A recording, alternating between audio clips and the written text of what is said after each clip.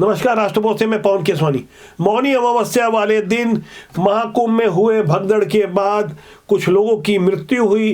11 करोड़ लोगों का वहां आगमन हुआ था। व्यवस्था सुचारू रूप से चल रही थी, जिसकी तारीफ पूरी दुनिया भर में हो रही थी। लेकिन जैसे ही 29 जनवरी यानी मौनी अमावस्या की रात 1:30-2 बजे ये खबर सामने आई, कुछ भगदड़ हुई। इतनी बड़ी संख्या में लोग आएंगे, श्रद्धालु आएंगे, ये उम्मीद स्वयं प्रशासन को भी नहीं थी। पहले खबरें आ रही थी कि 4-4.5 करोड़ लोग ही आएंगे, लेकिन 11 करोड़ लोग प्रयागराज के पवित्र संगम घाट पर ही स्नान करना चाहते थे। इस बारे में सीएम योगी का कहना है कि बैरिकेड लांघने के कारण भगदड़ हुई। कुछ लोग जो नदी तट के सामने लेटे या बैठे हुए थे, वे भगदड़ के कारण दम घुटने से या कुचले जाने से मारे गए। कुछ समाचार एजेंसियों का दावा है कि इसमें 20 से 25 लोग की मृत्यु हुई है। ये भगदड़ का हादसा वैसे ही हुआ जैसे पिछले साल जून 2024 में मक्का में हुआ था, जहां भगदड़ के कारण करीब 550 लोग मारे गए थे। जैसे जुलाई 2024 में उत्तर प्रदेश में भोले बाबा के कार्यक्रम में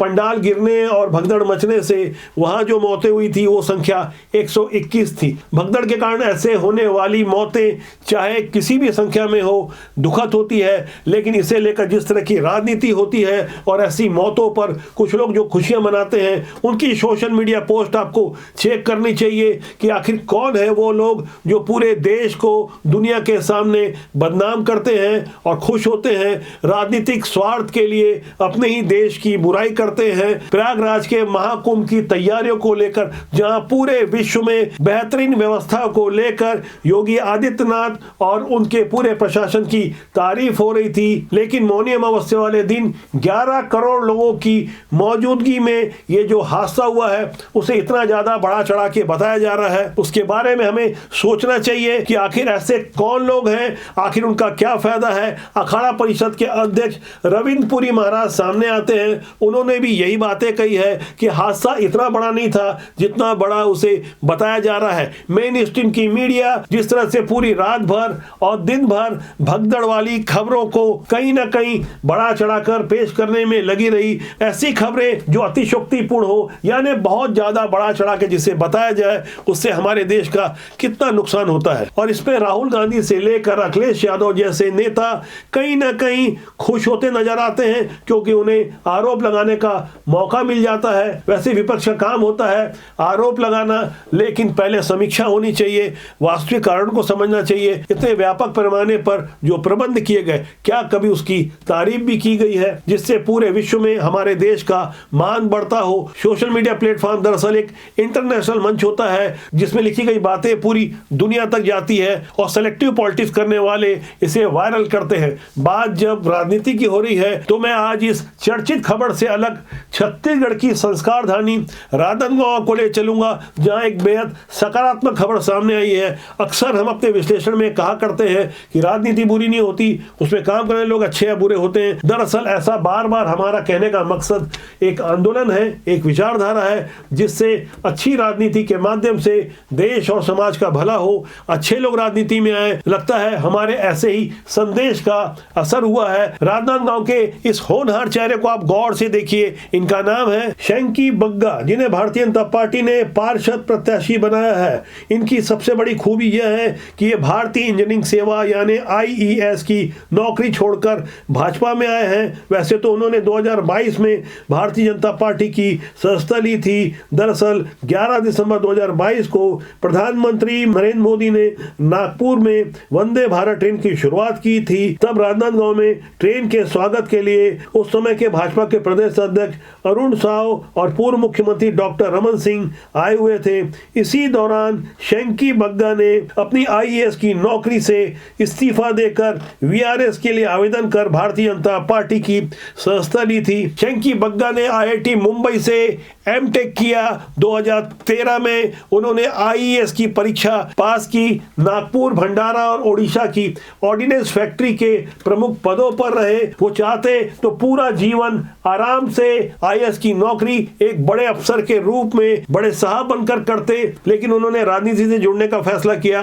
भारतीय जनता पार्टी की विचारधारा से प्रभावित हुए और पार्षद जैसी एक छोटी इकाई से जुड़ना पसंद किया, जहां राजनांदगांव जैसे एक छोटे से शहर के पार्षद के रूप में भारतीय जनता पार्टी ने उन्हें टिकट दिया है। यह संदेश पूरे देश में गया, लोगों ने गहराई से समझा, उस भाव को समझा कि आखिर IIT मुंबई का ये एमटेक शेंकी बग्गा, जिसने IAS के रूप में 9 साल तक देश को सेवाएं दी, आज वो राजनीति के माध्यम से देश और समाज की सेवा करने के लिए तत्पर है। शेंकी बग्गा अपने घर में 3 भाइयों में सबसे बड़े हैं।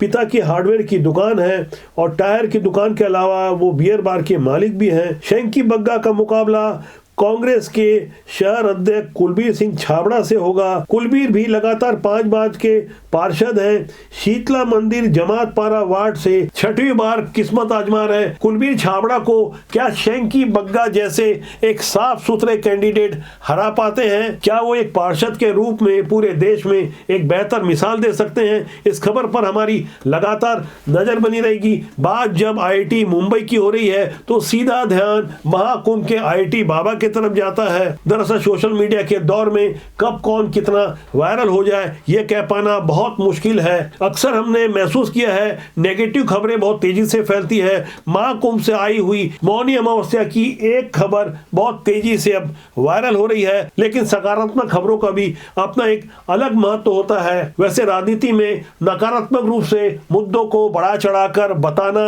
और झूठ बोलना ये राजनीति का एक अहम हथियार हो चुका है और ऐसे ही नेगेटिव पॉलिटिक्स के स्पेशलिस्ट हो चुके दिल्ली के पूर्व CM अरविंद केजरीवाल ने तो यहां साफ साफ शब्दों में कह दिया कि हरियाणा जहां भारतीय जनता पार्टी की सरकार है वहां से चलकर आने वाली यमुना नदी के पानी में जहर मिला दिया गया है। एक ऐसा सनसनीखेज आरोप जो कभी भी किसी भी राजनीतिक दल की ओर से नहीं लगाया गया होगा। आप सोचिए दिल्ली जैसे प्रदेश के कभी कोई मुख्यमंत्री रहे और दावा करते रहे कि वो जिम्मेदार IRS अफसर रहे। अन्ना हजारे की गांधीवादी और ईमानदार छवि के आड़ में खुद का राजनीतिक उल्लू साधने वाले अरविंद केजरीवाल के ऐसे आरोपों से हो सकता है उन्हें कुछ फायदा हो, लेकिन आप सोचिए पूरी दुनिया में किस तरह से भारत की बदनामी हो रही होगी। यमुना का वो पानी जिसे 2 करोड़ दिल्ली की जनता पीती है, यहां तक देश के प्रधानमंत्री नरेंद्र मोदी भी वही पानी पीते हैं। इस बारे में एक सभा के दौरान खुद प्रधानमंत्री नरेंद्र मोदी को सफाई देनी पड़ी, लेकिन उससे पहले आप अरविंद केजरीवाल के इस गैर जिम्मेदार बयान को सुनिए और समझिए कि ऐसे लोग राजनीति में आकर किस तरह से देश और समाज का नुकसान करते हैं। दिल्ली के लोगों को पीने का पानी हरियाणा और उत्तर प्रदेश से मिलता है।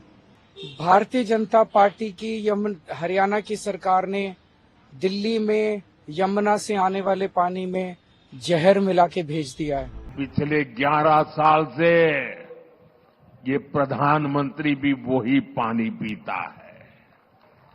हरियाणा का भेजा यही पानी दिल्ली में रहने वाले हमारे सारे न्यायाधीश, सारे न्यायमूर्ति, सभी हमारे सम्मानित सदस्य भी पीते हैं।